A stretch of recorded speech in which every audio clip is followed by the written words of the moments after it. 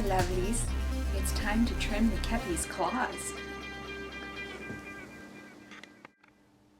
Kepi is an indoor cat and periodically needs her claws clipped so they don't catch on carpets, clothing, and my delicate human skin. Lately, she has become quite the pokey paws, so I'm going to cut her claws. I use the dedicated claw clippers, and you can tell that she seems quite game. I like to cut her claws when she's already calm and relaxed, chasing down and then holding down a mini mountain lion with little knives attached to their paws. Sounds like a recipe for pain and blood.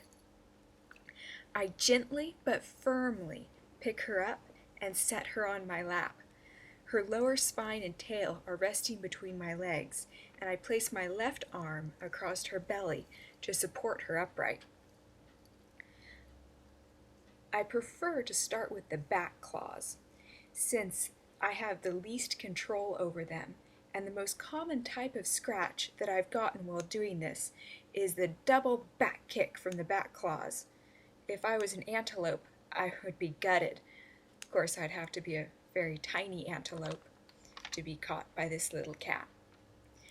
If she was really struggling, I'd be doing this in multiple sessions, stopping just short of her being hysterical.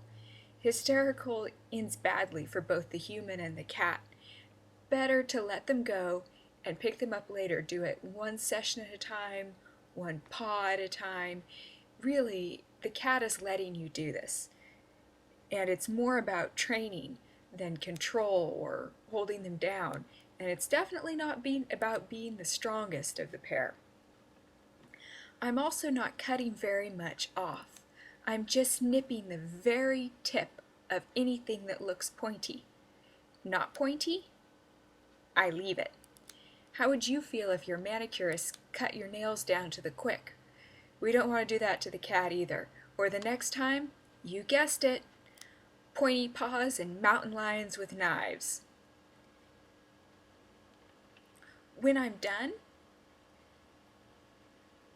I like to pet her to calm her down.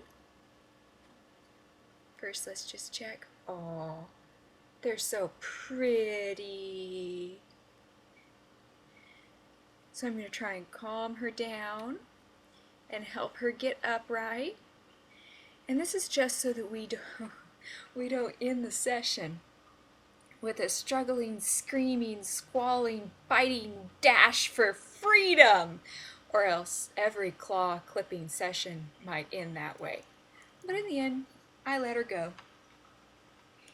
When I first got Kepi, I was raising meat rabbits, and after wrestling full-grown does for a manicure, a itty-bitty kitty who willy loves me really wasn't much of a challenge. So we've been doing this for about 14 years.